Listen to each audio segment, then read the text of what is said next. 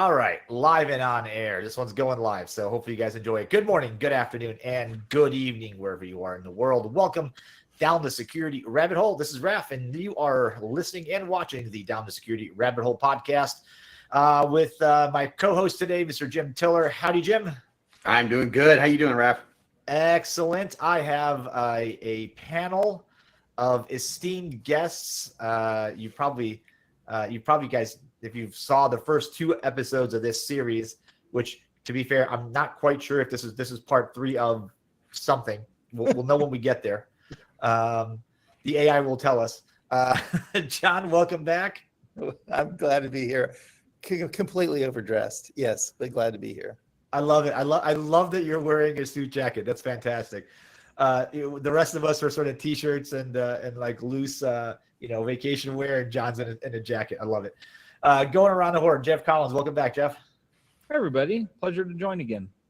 You got good internet connection today, Jeff. I like the background. Is that your barn or your woodshed or shop? Fair enough. Yeah. And then joining us all the way from the other coast that he's normally on, Raja. Welcome back, sir. Hi, good to see you again, Raf. Good. All right, we're hoping that everybody's internet connection stays nice and stable because we've got some stuff to talk about. If you guys caught the first parts 1 and 2 of this series on AI, part 1 was sort of a meandering, lots of ideas thrown against the wall, spaghetti style. Part 2 was a slightly deeper dive version of that. I'm hoping to wrangle our brains long enough to address kind of 4 key points for you here. The first one really is around what can that AI do for cyber and what are more than the current tools we have. Part 2 is going to be what are the models for incorporating AI into cybersecurity today. Are we replacing, augmenting, both, neither? And then where is AI the strongest from a perspective of use cases today? And then let's look out 12 to 36 months, if that's even possible. And part 4, what are the limitations for AI in cybersecurity? Are these short-term or long-term? Let's start with the first one is from the perspective of AI. Let's forget the hype and the CEOs that'll tell you, CEOs of AI companies that will tell you that all you need is AI and you can fire all your human employees and everything else is no more developers. You can vibe code your way through life. What can AI do for cybersecurity that current right now non-AI tools can't? Whoever wants it, go. I'll jump in. Hopefully, number one, I believe this will probably come to companies via cybersecurity product companies. For the record, I don't see a lot of internal LLMs right now, but so this is going to come to you as enhancements to products. So just understanding, interpreting, and validating vendor claims still remains a challenge. I would say areas like threat detection, the taking a SOC analyst and making them a super SOC analyst. That's one area. Better vulnerability scanning for AppSec. That's where I live. Is better false positive reduction in SaaS, just as an example. There's some obvious areas. The challenge is that if you read about AI, the hype has been there since the 50s and remains there.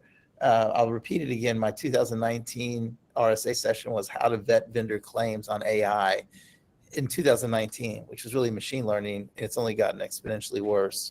So I think that's part of our challenge right now is interpreting what's coming to us, less so than what's happening within the companies. And it's going to be all over the place in different areas. So that's my 2 cents.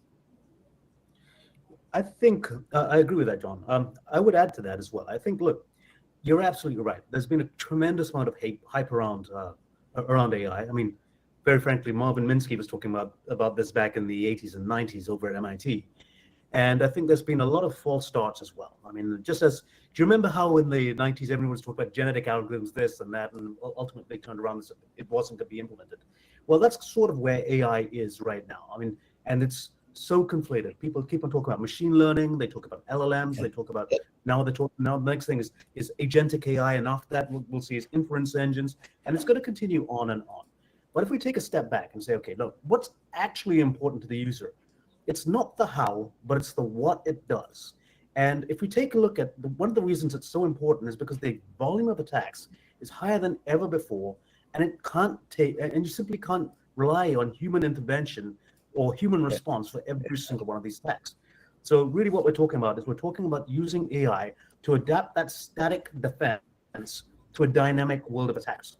That's what we're talking about. And by dynamic world, I mean, it's not just the attackers, it's entire infrastructures right now, right? It used to be that servers was, you caught a server into the data center and that workload was running on that metal and it was fairly static and you had change requests and what have you. And now your Joe developer can spin up 50 different Kubernetes instances in a second, and now we're left chasing the ball. So really what we're talking about with AI is fast response, adaptation to dynamic environments. And that's my take. I think one thing I would add to it, and you know, as we go down this path of leveraging AI within the security space, you know, there's certainly a lot of benefit here. But one of the things that consistently concerns me is I see organizations who go down this path and they listen to this and they leverage this much more holistically than they should, and they create significant risk for themselves. You know, there's many things that we can leverage today. You know, from a tier 1 support perspective, we can certainly mitigate and minimize the need for people within that. As John said, you know, we can deal with false positives and we can mitigate those much more and minimize those much more. The thing that concerns me is as I see this going into tier 2 and tier 3 teams, there's a lot where people aren't getting involved today where AI can't get to that level today. The models aren't there, the intelligence isn't there. And that's one of the things that greatly concerns me. I mean, we have been hearing about this since the 50s. In many regards, we're no different than we were in the 50s. Certainly, we have more capabilities in many regards, but we all need to be cautious and be thoughtful as we go down this, because if not, we're going to see breaches that ultimately come kind of as a result of AI, not because AI caused them, but because people relied on it too much. There's certainly a lot of reasons to be excited about it. There's certainly a lot of reasons to focus on this, but we certainly have to be careful. Can I ask you guys this? Because everybody that I've seen pitch me the next, you know, the reason why my current security tools are garbage and I should buy their AI enabled whatever thing. I keep seeing effectively one of two camps. Either I'm going to replace your entire SOC, your people don't need to be there anymore. We're just going to do it all automated wise, or it feels like a not iterative, but a generational leap over what SOAR was trying to be. Any thoughts on that? From a like better correlation, you know, better, faster, false positive vetting, being able to triage without actually having those analysts in place. Like, any thoughts on the SOC approach? Because Eric kind of hinted at it last week in the last episode, and I kind of wish he was here, but you know, he's got stuff to do. No, Raph, I think you've hit the nail on the head. I mean, do you remember when SIEMs were the answer to absolutely everything? Everyone was SIEM was lighting up, and everyone was putting SIEMs everywhere. And then everyone said, okay, now it's SOAR. And then systems management companies. And the thing is, what people forgot was that the hard part of a SIEM is actually not collecting the data or collating it. It's actually getting the data into it. It's instrumenting everything. It's the same thing with a SOAR. The hard part about a SOAR is not making it actually intervene. The hard part of a SOAR is writing all those runbooks manually. Yeah. And so if we take a look at where AI can really excel on the generative side, it's not the integrations. It's actually building those dynamic runbooks out. And it's the same thing. I mean, all those things that are tedious, all the things around configuration, that's where it can really, really help. That's the game changer. And I think many people lose sight of that fact. Roger, I think you really hit the nail on the head. I think we're in a phase of where can we apply AI to get rid of that. The word tediousness is a really key word that you said there. I 100% agree. And I think if we can start, like, documentation can be such a pain. Like, I think about compliance, right, sometimes. And really, you should take documentation, process, and you pull them together. And am I following those things consistently? And it's tedious, right? GRC and all that kind of stuff is just tedious. And I think you really hit the nail on the head. I would say I'd throw in one thing is look outside of our industry for better metaphors on use cases. And I'll give you an example. My company does a little bit of work for public utilities, and the areas that they're most excited about are things like water main breakage, because they have an infrastructure in the water world that's existed for 80 or 90 years, but they can never predict when water mains break, and when they do, it's catastrophic. Water mains, right? Yeah. So that's a big area of focus. It's mostly machine learning, but on the electrical side, it's how do you deal with those days in August or those days in February where things are very cold? How do you have cold or very hot, or how do you brush fires or another one? All these things that are unsexy, tedious, uninteresting, right? That's where the industry outside of our industry is focusing on where they can get gains to maintain resiliency, uptime, service level. And I think there's something there that we can learn from them. It's not the card tricks of LLMs that are interesting. It's like fixing the unsexy stuff. Hey, here's one: meaningful log analysis. Yeah, I was just about to ask you. I was just about to bring up, because throughout the last 10, 15 years, security has focused, and I've heard vendors say this, we got to tune this in. We got to help SOAR figure out what's noise and what's signal. Yeah. And we've gotten increasingly good at finding the signal, but there's value in the noise, right? Yeah. You don't just throw that away. Roger, we've got, in our day jobs, right? We look at petabytes of packets crossing a network. And sometimes you're like, this is two people, or a chat group or just machines talking to each other. And sometimes it's like, wait a minute, that thing has never done that before. It goes back to when Zane Lackey released his Trip Yarns paper. It's not necessarily bad, but it's interesting. And humans will never have the capacity or the time to be able to look at a petabyte of data, do some sort of quick analysis on it, and go, that's not necessarily bad, but that's interesting, because we're fixated in looking for the really bad. Meanwhile, all the interesting things, I think, fly below the radar. And that's how you get persistence for an advanced threat or a threat actor for months and months and months. It's because they haven't tripped over your endpoint tool yet. Well, yeah, and this is, Raph, that's a great point, because this is where context comes in. You think about SOAR. The reason why SOAR has really never become what we wanted it to become was because it lacked context. If you create a static run book, that static run book just tells you something to go do. If Billy Bob walks through my front door, drop a paint can on their head, if we're going to the Home Alone example. But the reality is that when you're going through this stuff, and when you're going through the noise, as well as when you're going not through the noise, you need to understand context. And this is where AI can help substantially, because it can understand how things operate, the relationships between them, what matters, what doesn't. And that's really where I think the promise comes in with this, is that if we can do that more and more at scale, energize it and give it the capability and the capacity to understand that context, that's where we really win. And I think that's the benefit. And when we talked, this first question, when we talked about, what can AI do for security tools, this is one of the biggest areas. It's understanding that context. Now, in organizations today, organizations do that. They use their highly paid, greatly capable resources, tier 2 and tier 3 engineers, to go do that.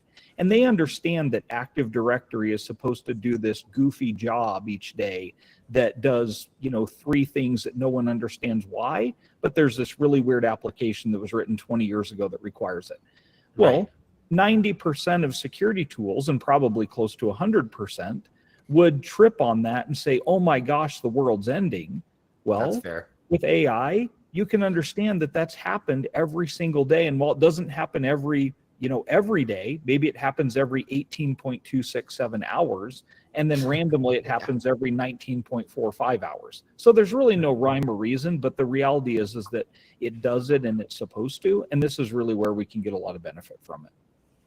So if I may, then let's talk about that brings, I think, me to the kind of the second point of this is we've heard, if you listen to the LinkedIn hype, which John, I think you've told us that it's a pretty good idea to filter some of that out. I think about 98% of that out.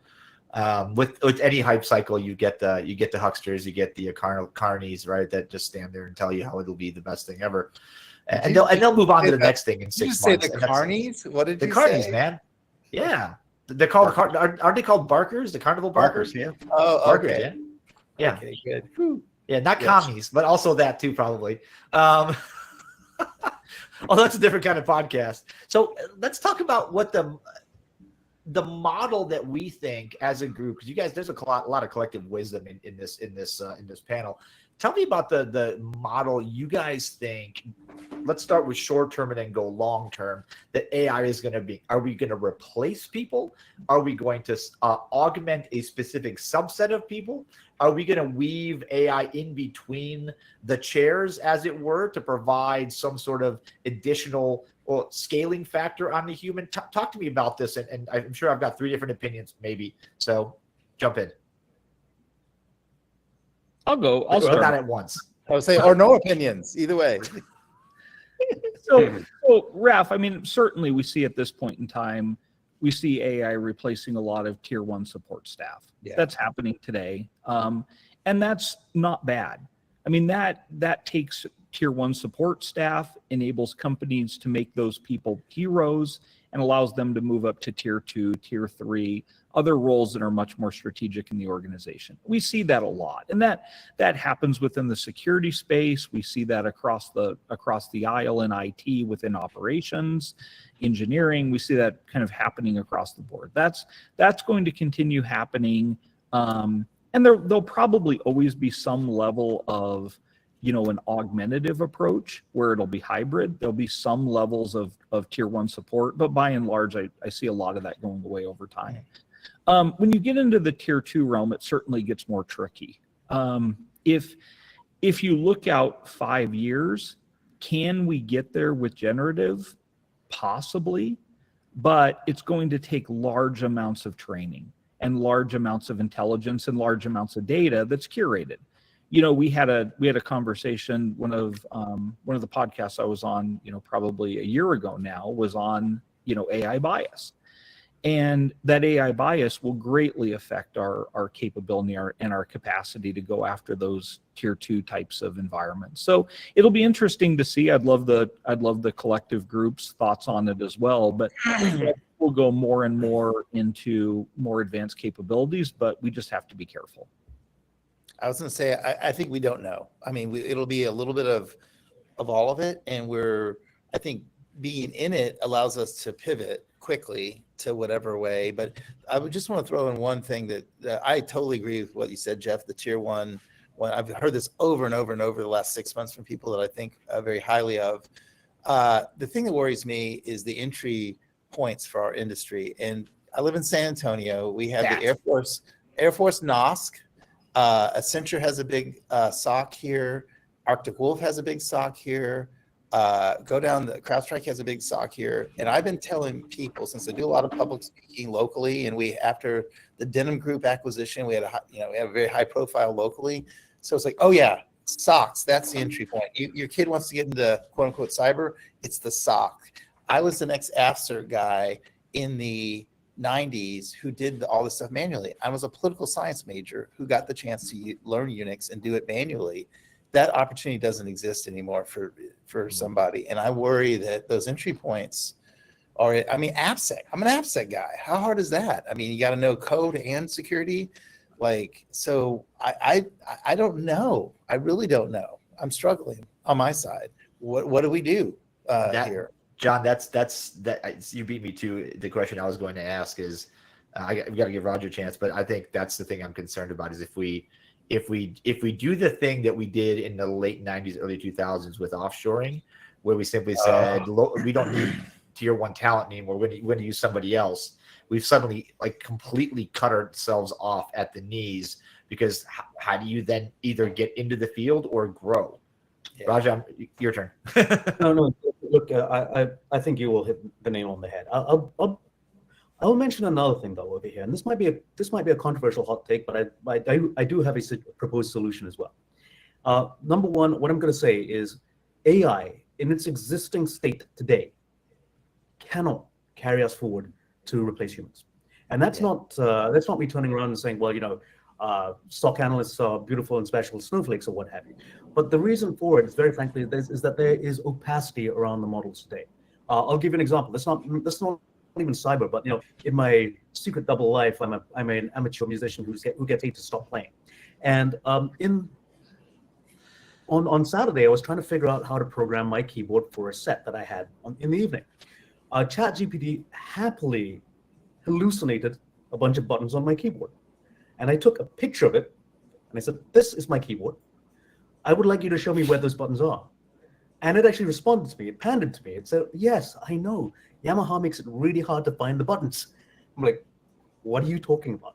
But the problem is AI hallucination is a thing. And sure, it's annoying when you're trying to set up a music show, but it's an absolute disaster when it makes up APIs in the middle of a security response. And so that's thing one. Now, thing two is because of this opacity, what's going to happen is ultimately this technology will become commoditized, just as virtualization was, right? It used to be that VMware was completely, nobody else did the hypervisor.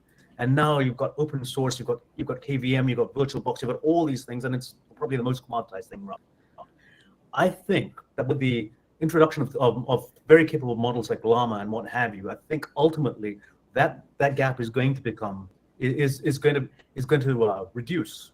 And at that point, I think what we're going to find is we're going to find that there's going to be a lot of effort that's put into actually training these models. The prompt engineering side, the training the models, the making specialized models, building inference, working around that. So yes, you're right. This is not a case where somebody can come out of school, pick up a book on Unix and start teaching themselves how to be an entry-level person. But I think there's going to be a large industry around training these models in specialized ways, and it's going to become easier. In 2014, a researcher by the name of Ian Goodfellow introduced a concept known as generative adversarial networks. And what it does is basically you've got two parts. You've got the generator and you've got the discriminator, and they work against each other in order to train. So you can have a red team and a blue team, literally. And these are all AI personas, if you will. And they train models together by working in concert, and they learn faster, and they build these adversarial games. And that's exactly, by the way, how deepfakes really saw that exponential leap in their capability. And I think what we're going to see in cyber is the application of GANs to training the model. And I think the entry-level positions are going to be less on the person who clicks the button that goes boop, and more and way more on training the AIs and training the GANs in order to make these things more effective. That's actually a little more scary if you think about it. It kind of is, isn't it? It's, we start plugging that dot together. Next thing you know, you're just feeding the machine. The machine is doing the work, kind of thing. Yeah, it's like the Matrix. Well, this is kind of like I feel like this discussion was had. I think Chris Hoff brought it up a million years ago at a sector. There's a bunch of people standing around, and he said something to the effect of, a lot of the new talent are basically our kids, right, and potentially theirs in upcoming know how to plug in the blocks. They know that you can pin zoom on your iPad. And then you go like an old school TV, and they're like, "Why isn't this working?" Right? Oh, and my kids have done that, where they're like, "Dad, I can't zoom on this. Like, it's a TV. You can't touch it. Like, this doesn't care that you're touching it. Please don't touch my TV."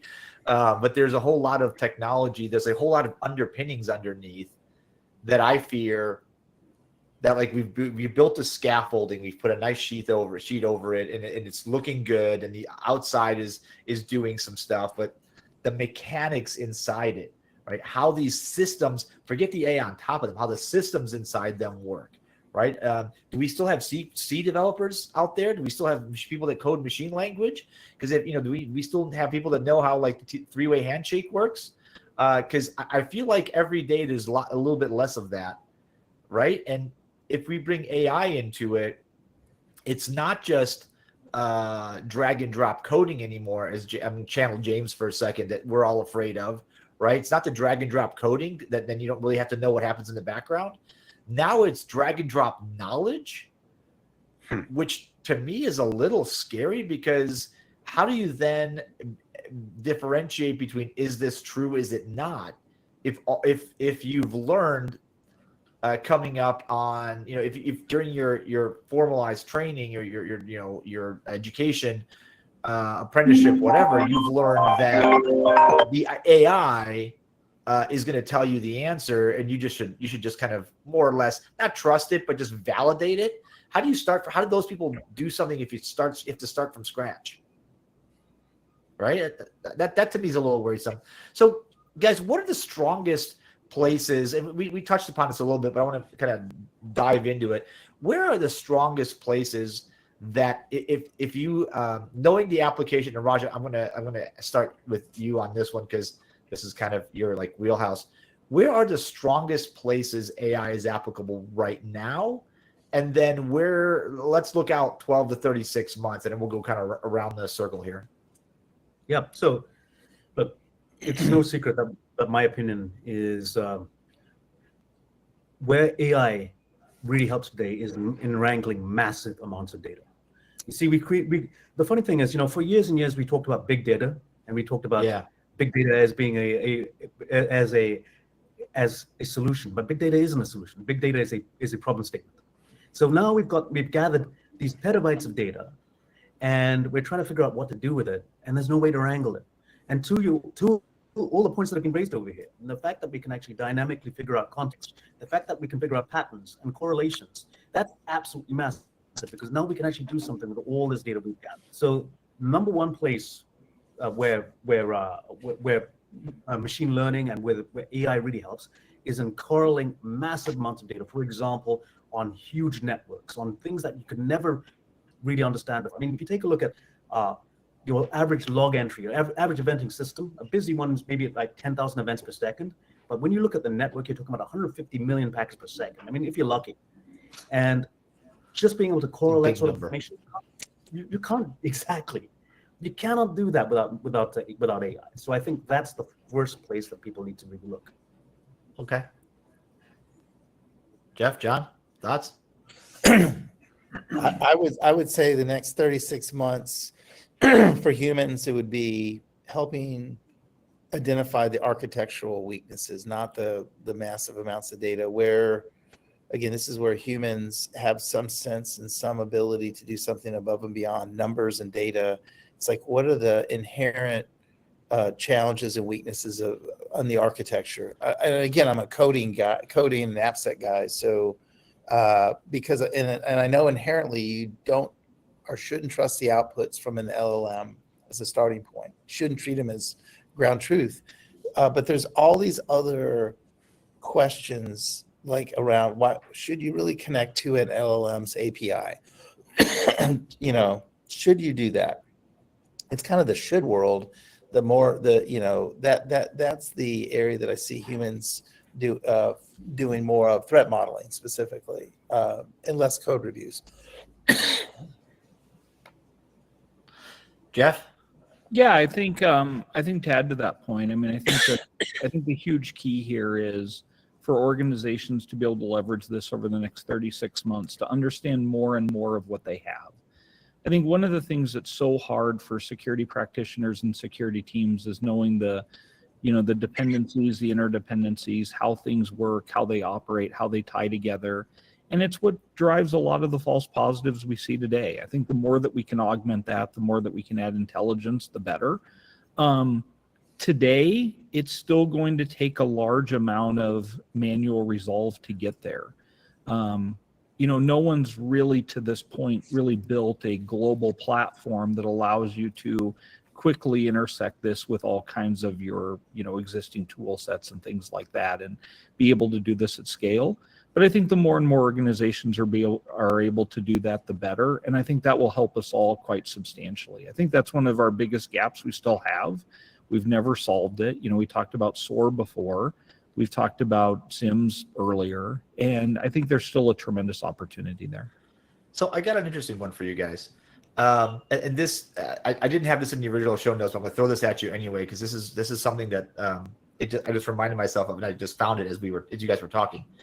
So are you guys familiar with this SAP NetWeaver vuln that's out there? Oh yeah. Right. So if you're not, it's a quick CVE 2025 31324. And there's a write-up that I read by my friends over at CrowdSec that basically says this is a very interesting case study that highlighted the fact that mainstream malicious actors and legitimate security scanners both depend on the same POCs and write-ups. So this becomes an arms race. Is there an AI application here? I mean, obviously, I think on both sides of this, who's got the faster response time? Well, it creates a huge risk for all of us. I mean, AI can be used for good and AI can be used for bad, much like anything that we deal with on a daily basis. AI is very interesting to me, and I'll tell everybody why. And it's because in many regards, the adversaries have been using it much more effectively than many, day-to-day practitioners. Fair. And so that's a huge concern that we have today. Candidly, we've dealt with this before. I mean, if we go back to when I started in the 90s, that's a long time ago. But, at that point, we saw the same thing. I mean, we saw at that point in time, hackers, they were often better at writing code than the teams that were structured at writing code within organizations. I think we see the same type of thing today. All things that are new were old, and all things that were old are new. Right. I think that's really kind of one of the big spaces that we're in right now, and we have to be very cautious. I mean, those AI can be used for very bad, and it can be used very quickly. I mean, you can understand a customer's network, a customer's environment, how their operations run, how they operate rather quickly with AI in many regards. And you don't have to write basic queries anymore. You can do things in a much more advanced nature. And so we all have to be careful. We all have to be thoughtful and realize that it can be used for bad against all of us. All right. So we're at the 31-minute mark. I've got one more for you guys, and we'll go. Uh-oh. Oh, We lost for a fall. yeah, we lost. Oh no. That's all right, I'll come back. I want to have a follow-up for you on that one, Jeff, and it's for the rest of the team is, do you ever think that, for some reason, attackers are always ahead, because I think there's a situation of where they have a different, obviously a different ethical framework. They have more resistance to failure as opposed to a company. Oh, he's back. I'm back. Sorry. Speaking of network outages. No. So again, short-term limitations, long-term limitations. I'm sure you guys are already on it. Go. I diverted. So here's one thing I just want to jump in with a quick tourism move here, and this is something that we've seen since the beginning of technology, since the beginning of innovation. Everybody tends to overestimate the impact of a technology in the short term and underestimate in the long term. And it really maps to the hype cycle, if you will, right? Because everybody thinks, okay, this is going to change everything. And so when LLMs really mainstream about 2 years back, everybody turned around and said, we're all going to be out of jobs. And then reality sunk in, and now we're actually being more practical about it. But in the long term, we're now starting to underestimate what it can be used for. And we're in the middle of that at the moment. So when we talk about what's coming 36 months away, I think Jeff was very prudent when he said, I don't think we actually know, but I do think but for my part, I think we're underestimating it because we're in that trough of disillusionment, if you will. With all well, what is this? The upcoming fourth AI winter that is about to happen, perhaps? I would add one thing that I see that's somewhat related, but not exactly. It would be the fact that we see organizations kind of throwing out typical security thought when they implement AI or LLMs. I mean, specifically the concepts around defense in depth, least privilege, the things that get you there that should be baked into everything you do from a design standpoint. AI doesn't mean you don't have to do those. You still have to do those. And overtrust, excessive agency, all these things that people made mistakes of before, making mistakes because it's AI. It's not magic. It is most certainly something, but it's not that. So anyhow, you just see that. That's where I get back into the architectural idea that where humans can continue to add value in system and software design is that side, I think. Well, and I think both John and Raja hit on a really important point on these hype cycles. I mean, when hype cycles come around, we often drop our guard. we've seen this numerous times in technology. I mean, one of the latest ones most of us dealt with was 2012, the advent of AWS in organizations. People would put any workload on the planet on AWS because AWS was secure. And the reality is that, the same thing is happening today. We can put any piece of data inside of AI because AI is secure. And that's a fundamentally flawed mentality. And it gets driven because of the hype cycle. The business is trying to push itself forward at a rapid pace. The organization can't keep up, and then everything becomes eligible to go. And we all just have to stay careful. We all have to stay diligent. We have to, trust yet verify every single day. And I think that's one of the big pieces that we have to think about and be very smart about it each day. I mean, hype cycles can be great and hype cycles can be really bad. And I think it's imperative on all of us to make sure it's more in the good realm. All right. Jim, anything you want to add? Oh goodness. I think the key part here is, like, again, just building off what Jeff said, and frankly, the entire team, is what we interpret as being now is going to change dramatically in the near term. And it's going to continue to evolve, not only the technology, but how we're applying and our experiences with it. And I think even in the last episode, John, you talked about like that, or I think it was maybe you, Rap, talking about that 10-year window. Yeah. It takes 10 years. And I think, ironically, we're deep in that window, as Raj pointed out, in that trough. And then we're going to get woken up to some really interesting things in the coming 2 to 3 years. Well, I think the next conversation, so we're up on time, but I think the next conversation, in probably part 4 of some number, is really, I think I want to talk through how we're going to apply what does security for AI actually mean? Because there's a lot of, and there's architectural considerations, there's data governance. We had Sunil, you talking about the need to know principles, right? And discretion with AI, like humans. Well, okay. I was about to say humans are good with discretion, but we're not. At least humans understand discretion. Most of us do. Let's move on. And then there's all the other types of security, because you got security for the platform, the systems, the users in it. Prompt engineering is a thing, right? Like coming up with new and exciting ways to get AI to tell you things you shouldn't know. Like this gets really interesting for me.